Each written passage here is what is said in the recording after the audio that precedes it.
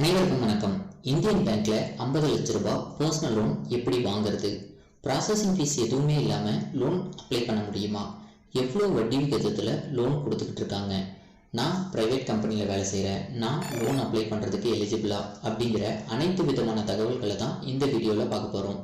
Welcome to banker voice. நீங்கள் இன்னும் எங்களுடைய சேனலுக்கு சப்ஸ்கிரைப் செய்யலை அப்படின்னா சப்ஸ்கிரைப் செய்து பெல் ஐக்கான் கிளிக் பண்ணிக்கோங்க. அப்படின்னா தான் எங்களுடைய ரெகுலர் அப்டேட்ஸ் உங்களுக்கு வந்து சேரும்.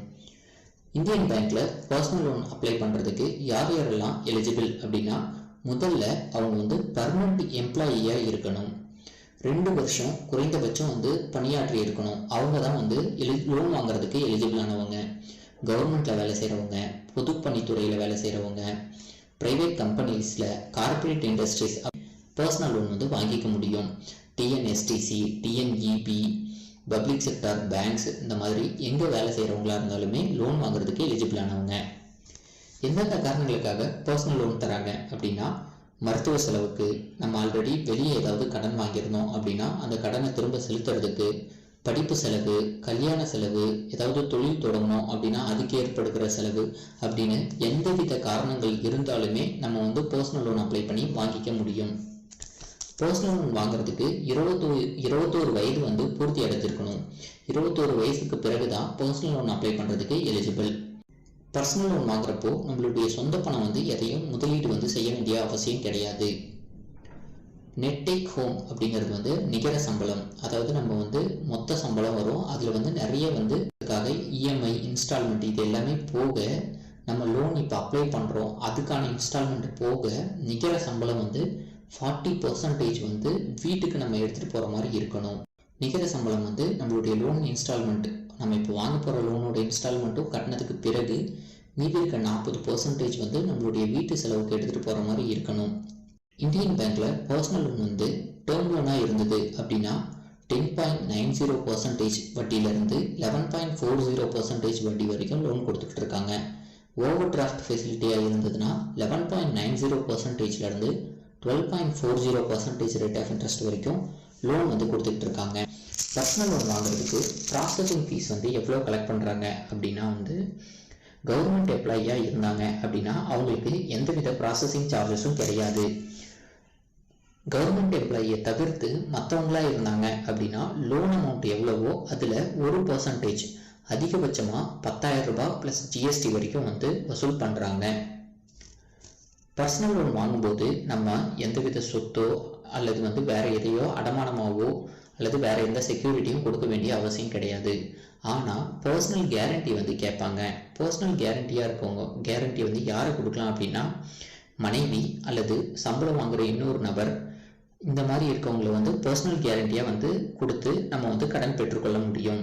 வேற ஒரு பேங்க்ல நம்ம ஆல்ரெடி லோன் வாங்கிட்டு இருக்கோம், அந்த கடனை வந்து இந்தியன் பேங்க்ல நம்ம வந்து மாற்றிக்கொள்ள முடியுமா அப்படின்னா, இந்தியன் பேங்க்ல சம்பளம் வாங்கிட்டு இருக்க மாதிரியா இருந்தா அந்த கடனை வந்து இந்தியன் பேங்க்குக்கு வந்து மாற்றிக்கொள்ள முடியும். அது மட்டும் இல்லாம அந்த கடனை நம்ம திரும்ப செலுத்துறதுக்கு எவ்வளோ கால அவகாசம் முன்னாடி வாங்கின பேங்க்ல கொடுத்துருக்காங்களோ அதை விட 3 மாதத்திற்கு முன்னதா இந்த கடனை வந்து கட்டி முடிக்கிற மாதிரி வந்து இந்தியன் பேங்க்ல பெற்றுக்கொள்ள முடியும்.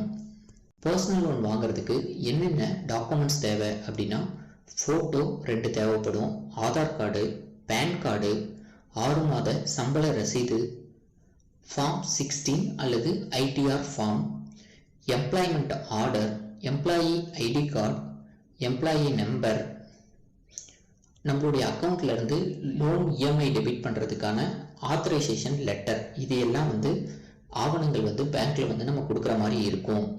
இந்த ஆவணங்கள் நமக்கு யார் வந்து கேரண்டி கையெழுத்து போடுறாங்களோ அவங்களுக்கும் வந்து இந்த ஆவணங்கள் அனைத்தும் தேவைப்படும். இந்தியன் பேங்க்ல 2 வகையான கேட்டகரி பீப்புளுக்கு வந்து லோன் கொடுத்துட்டு இருக்காங்க.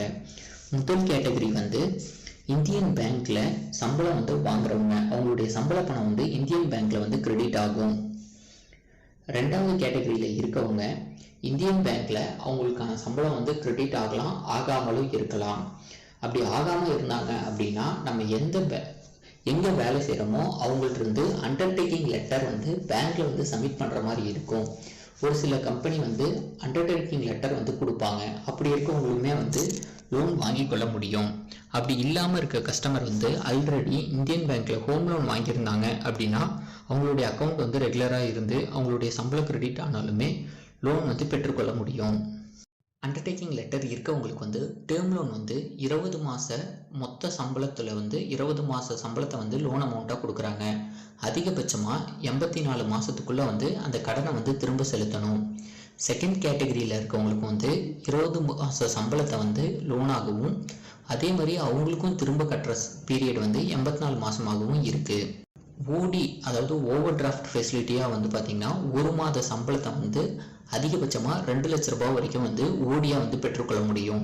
இந்த ஓடி லிமிட்டுக்கு வந்து 1 வருஷத்துக்கு ஒரு தடவை வந்து ரெனிவல் வரும். அதிகபட்சமாக டேர்ம் லோன் ஓடி ரெண்டுத்தையுமே சேர்த்து கேட்டகரி 1ல் இருக்கவங்களுக்கு வந்து 50 லட்ச ரூபாய் லோன் தராங்க. சேலரி வந்து நம்ம பேங்க்கில் வந்துட்டு இருக்கும்போது நம்ம பேங்க்கை விட்டு வேற ஒரு பேங்க்குக்கு நம்மளுடைய சேலரி அக்கௌண்ட்டை மாற்றணும் அப்படின்னா இந்தியன் பேங்க்கோட அப்ரூவல் இல்லாமல் அவங்க வந்து சம்பள அக்கௌண்ட்டை வந்து மாற்ற முடியாது. அப்படிங்கிற கண்டிஷன் வந்து கேட்டகரி 1ல் இருக்கவங்களுக்கு இருக்குது. கேட்டகரி 2ல் இருக்கவங்களுக்கு ஓவர் டிராஃப்ட் வந்து அதிகபட்ச லிமிட் அப்படின்னு எதுவும் கிடையாது. 1 மாத சம்பளத்தை வந்து லோனாக வந்து கொடுத்துக்கிட்டு இருக்காங்க.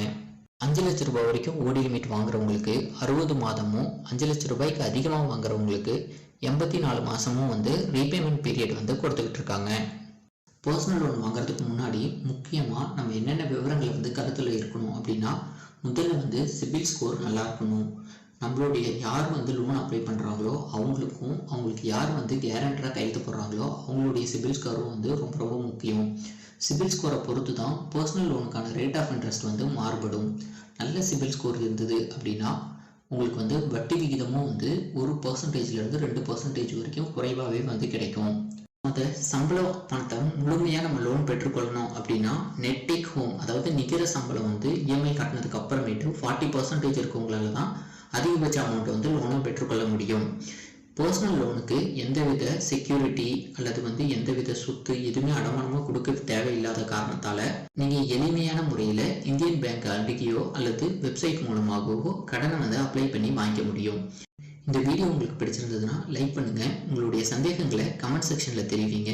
உங்களுடைய நண்பர்களுக்கு யாருக்காவது பயனுள்ளதாக இருக்கும்னு நினச்சிங்கன்னா அவர்களுக்கு ஷேர் பண்ணுங்கள். நன்றி, வணக்கம்.